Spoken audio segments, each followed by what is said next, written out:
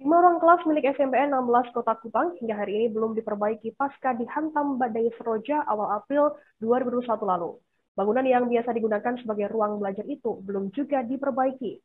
Terbengkalainya bangunan tersebut ditemukan oleh anggota Komisi 4 DPRD Kota Kupang Theodore Awalde saat melakukan kunjungan ke SMPN 16 Kota Kupang pada Senin 24 Januari. Informasi lebih lengkapnya akan disampaikan oleh rekan jurnalis kami dari Pos Kupang, ada Irfan Hoy di sana. Halo Irfan.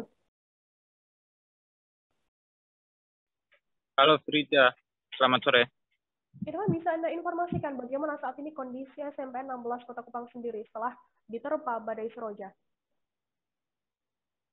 Baik Frida dan Tribuners, untuk informasi berkaitan dengan kerusakan SMPN 16 yang ada di Kota Kupang sendiri ini terjadi sejak adanya pasca badai Seroja menghantam wilayah NTT pada awal April 2021 lalu, Firda. Hingga hari ini sekolah tersebut belum juga diperbaiki. Sudah hampir 1 tahunan ini sekolah yang akan digunakan itu belum juga diperbaiki. Demikian, Firda. Irfan, apa alasan dari SMPN 16 Kota Kupang sendiri hingga saat ini belum bisa memperbaiki sekolahnya? Baik, Frida.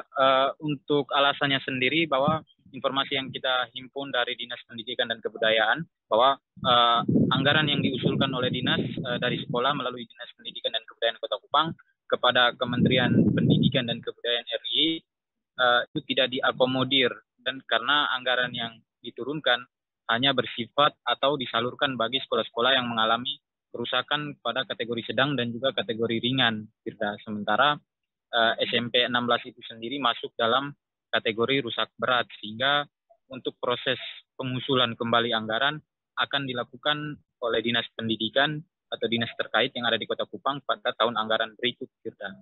Menurut informasi yang kita peroleh dari Dinas Kebudayaan, Firda. Demikian.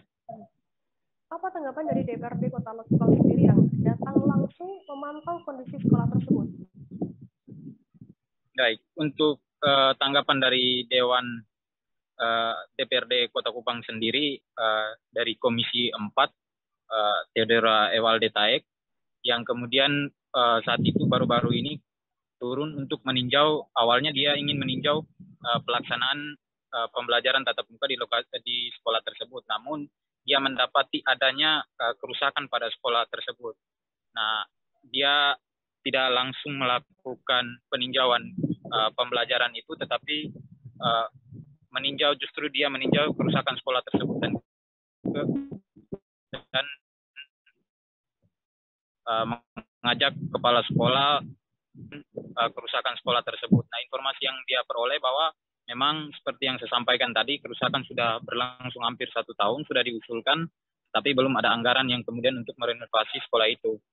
Sehingga dia menyampaikan hal ini kepada Dinas Pendidikan agar ada intervensi APBD melalui APBD Kota Kupang pada tahun ini agar segera diperbaiki dalam melaksanakan belajar mengajar bagi siswa-siswi yang ada di sekolah itu, Firda. Sekian.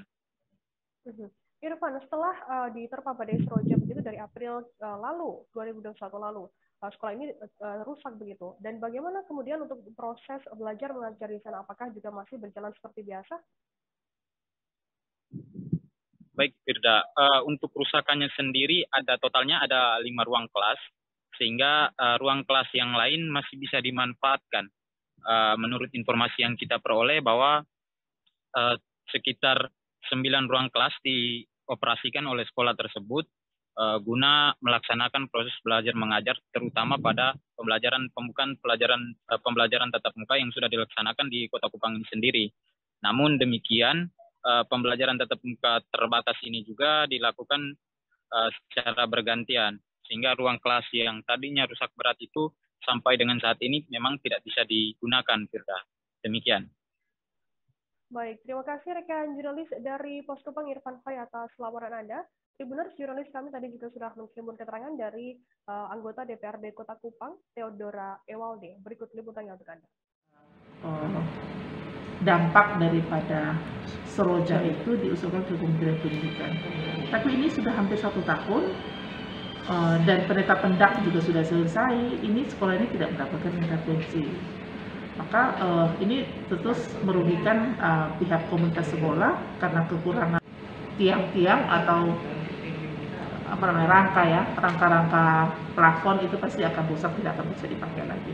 Jadi kita berharap dinas bisa melakukan pendataan secara menyeluruh terkait sekolah-sekolah yang saat ini belum mendapatkan sentuhan bantuan, tetapi kerusakannya di atas kerusakan sedang.